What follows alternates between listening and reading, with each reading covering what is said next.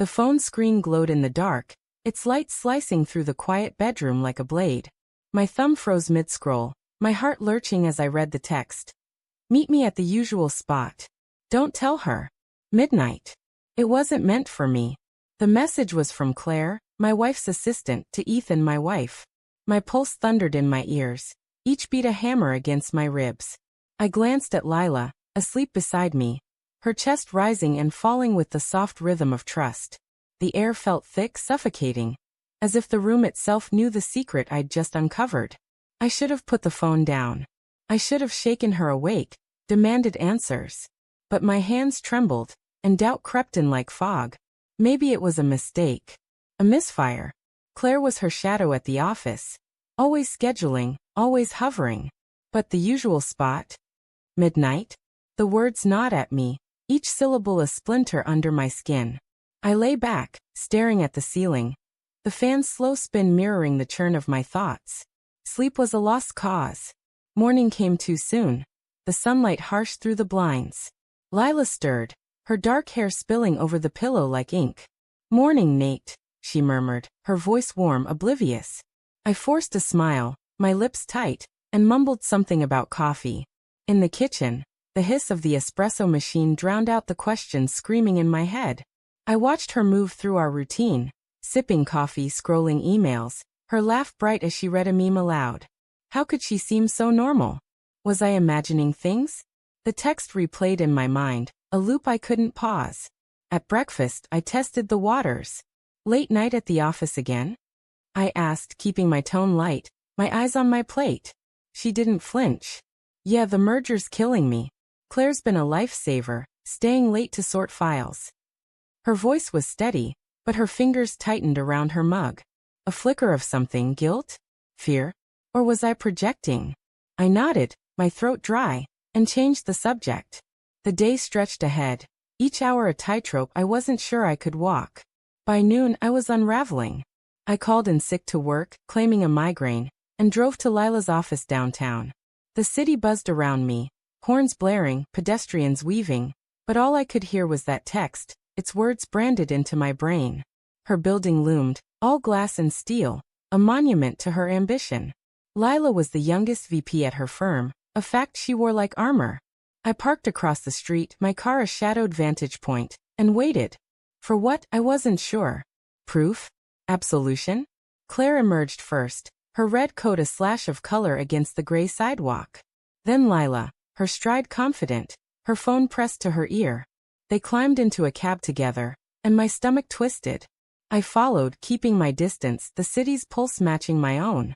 The cab stopped at a cafe, one we'd never visited together. Through the window, I saw them sit close, their heads bent, hands brushing as they passed a tablet back and forth. A work meeting, I told myself. But Claire's laugh was too intimate, Lila's smile too soft. My chest ached, a hollow pain that spread like frost. Back home, I pored over her phone again while she showered. No new texts from Claire, but I found others. Older ones, buried in a thread labeled work notes. Can't wait to see you tonight. You make this bearable. My breath hitched. The dates stretched back months. Each message a breadcrumb leading to a truth I didn't want to face. I scrolled until my eyes burned. Each word a cut deeper than the last. When Lila emerged, wrapped in a towel, humming softly, I nearly broke. You okay? She asked, her brow furrowing. I nodded. My voice lost somewhere in the wreckage of my trust. Dinner was a performance.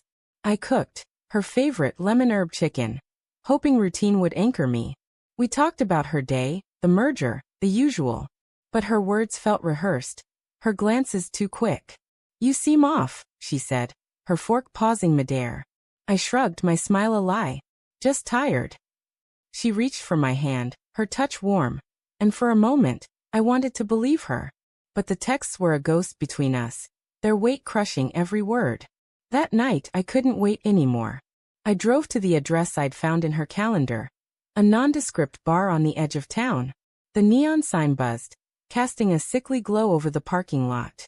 Inside, the air was thick with smoke and regret. I spotted them in a corner booth, Lila and Claire, their knees touching under the table.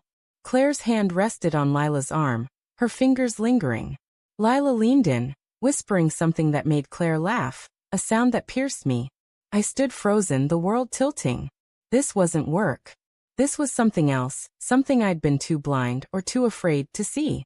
I didn't confront them. I couldn't. My feet carried me back to the car, my mind a storm of rage and grief. At home, I waited, the clock ticking like a bomb. When Lila walked in at 1 a.m., her hair mussed, her eyes bright, I was sitting in the dark. Late meeting. I asked, my voice a blade. She froze, her purse slipping from her shoulder. Nate, she started, but I cut her off. I saw you. With Claire. At the bar. The words tasted like ash. Her face crumpled, but not with guilt, with defiance. You followed me, she snapped, her voice rising. You don't trust me? I laughed, a bitter sound. Should I? Meet me at the usual spot. Midnight texts, Lila? Months of them. Her eyes widened, then narrowed. She didn't deny it. Instead, she stepped closer, her voice low. You don't understand. Claire, she gets me. She sees me. Not just the VP. Not just your wife. The confession hit like a fist. I wanted to scream, to beg, to understand. Instead, I asked how long. She looked away, her silence louder than any answer. Since the promotion, she whispered finally. 6 months. 6 months of lies, of stolen moments, of a life I thought we shared. I sank onto the couch, my world unraveling. Why? I asked, my voice breaking. She knelt before me, tears in her eyes. I didn't mean to hurt you. I love you, Nate. But I love her too. Her words were a knife twisting. Love. She loved us both. I saw it then, the late nights, the work trips, the way she'd pull away when I reached for her. All the signs I'd ignored, rationalized, buried. I wanted to hate her, to hate Claire, but all I felt was a bone-deep ache. What now? I asked, my voice hollow. She shook her head, no answer to give. The next morning, she was gone. A note on the counter. I need time. I'm sorry. The house was too quiet, the emptiness a mirror of my heart. I sat at the kitchen table, her coffee mug still there, lipstick smudged on the rim. My phone buzzed, a new text from an unknown number. She's with me. Let her go. Claire. I stared at the screen, my anger flaring, then fading. Lila had made her choice.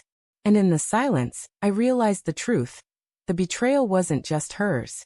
I'd betrayed myself, clinging to a love that had already slipped away.